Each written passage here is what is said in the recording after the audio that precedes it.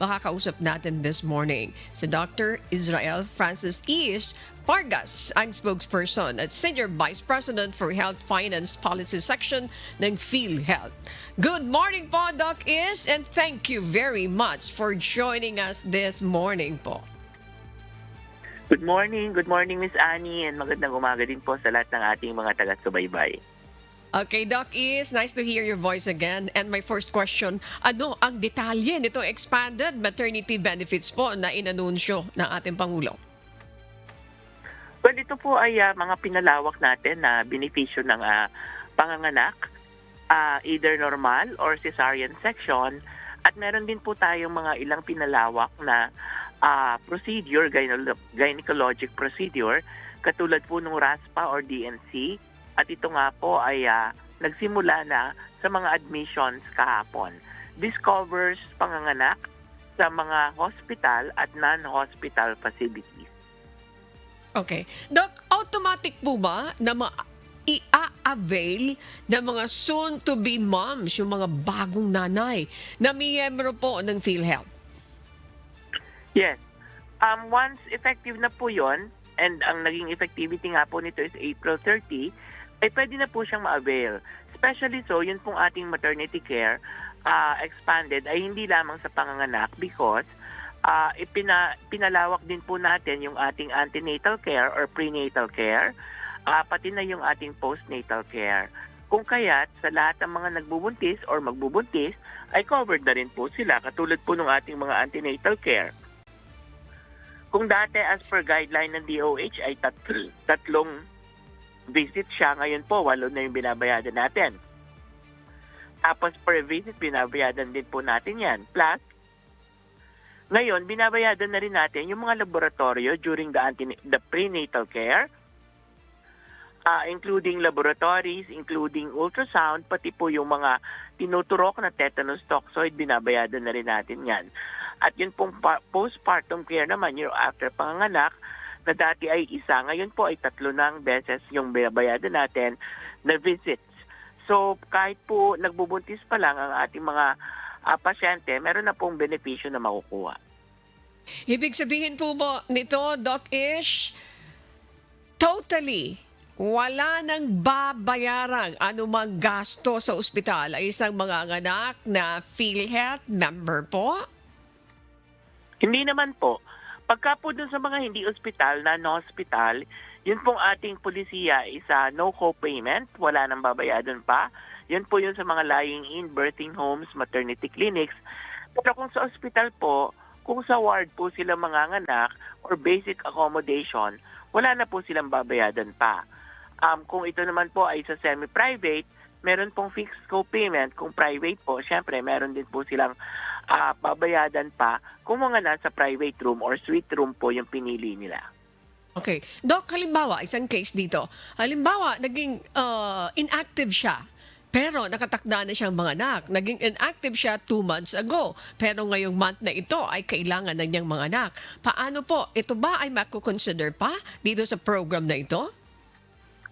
Opo, because under the Universal Healthcare Law, meron tayong provision na tinatawag na immediate eligibility. So lahat po ng mga manganganak or hindi man manganganak, yung lahat ng mako-confine ay dapat makakuha po ng mga benepisyo ng PhilHealth because of the immediate eligibility rule sa ating tinatawag na universal healthcare. Again, may minimum requirement ba doon sa hulog ng isang member? Wala naman po. Kailangan lang talagang miyembro siya at rehistrado. Kung ito po ay indigent, sila naman po ibinagbabayad ng ating gobyerno. Kung sila naman po ay direct contributor, makakakuha pa rin po sila ng benepisyo kahit hindi pa po, kahit meron pong kulang sa pagbabayad. Yan po ay later on sisingilin at yan naman po ay meron na ring penalty according to Universal Healthcare Law. Yes, ano yung mga ini-expect nyo mga problema, challenges dito sa pag-implement ng ganitong klaseng programa po? Well, syempre, yun pong impormasyon dahil syempre kahit paano ay maaaring hindi pa gaanong naintindihan ng ating mga ospital or pasilidad, ganun din ang ating mga miyembro. Pero sana naman po ay kahit paano ay maging maayos ang pagpapa-implementa nito. Syempre po dahil ito ay bago, magkakaroon ng mga maraming katanungan. So yun po yung ina-expect natin. Yun pong increase natin, katulad po dun sa mga hindi ospital, lying in maternity clinics, yung pong panganganak from dating 8,000 ngayon po ay 14,000 na. At dun po naman sa ospital, kung dati yung panganganak ng normal ay 9,000, ngayon po ay 29,000 na. Ang cesarean is from 38,000, ngayon po ay 58,000 at 62,000 na. Yun naman pong RASPA or DNC or dilatation and curettage na tinatawag, kung dati po ito ay 21,000, ngayon po ay around 36,500 na siya. Do you have the data, Doc, kung ilan ang mga magbe-benefit dito sa programang ito? Well, wala po akong numbers, pero definitely po lahat ng mga mother na magbubuntis, buntis at manganganak. Nakikita niyo ang magandang epekto nito, lalong-lalo na yung ibang mga nanay na talagang hindi nagkaroon ng pagkakataon na makapagpa-check up. But because of this program, na may mga dagdag na benepisyo, ano yung benefits na pwedeng makuha ng mga nanay, bagong nanay, na walang kaalam-alam na may ganitong klaseng program? Kung talagang layunin po nito, imbes magkaroon ng tinatawag na safe motherhood and safe birth, pati po yung first 1,000 days ng ating mga kabataan, no, na sana ay una safe at maging protektado po sila sa mga pagkakasakit. So in effect, gusto po rin nating mapababa yung mga tinatawag na maternal mortality or newborn mortality and morbidity during pagbubuntis at panganganak. Kung kaya talaga pong hinihikayat natin at kaya din natin pinalawak yung ating mga prenatal check-up para po masigurado na safe po ang motherhood hanggang makapanganak ang mga nanay natin.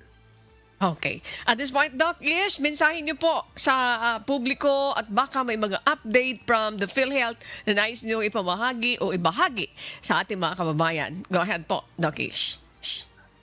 Opo. Kung meron pong mga katanungan, maaari po kayong tumawag sa aming 24/7 hotline at 028-622-2588 or pwede po kayong mag-email sa amin sa actioncenter@philhealth.gov.ph. Pwede rin po kayong magtungo sa aming mga opisina at marami pong frontliners na sasagot at willing na i-guide kayo tukol dito sa bagong benepisyo na ito. Kung kayo naman po ay nasa ospital, hanapin niyo po yung aming mga tinatawag na P-Cares or reach out para po sila ang inyong mapagtanungan ng mga impormasyon. Sana po ay magamit natin, lalong-lalo na ng mga nagbubuntis or magbubuntis, itong ating benepisyo para po sa kanilang kalusugan ng ating mga nanay at ng ating mga babies. Binabati ko lang, Miss Annie, ang ating lahat ng mga kasamahang manggagawa ng Happy Labor Day today. At ngayon po ay meron kaming ginagawang isang programa, yun pong Yakap para sa Manggagawa, na kung saan ito po ay nangyayari sa lahat ng ating mga malls nationwide, sabay-sabay po or simultaneous. Maraming salamat po, Doc Israel Francis Ish Pargas, ang spokesperson at Senior Vice President for Health Insurance Policy Sector ng PhilHealth. Keep safe po. Magandang umaga. Magandang umaga. Maraming salamat po, Miss Annie.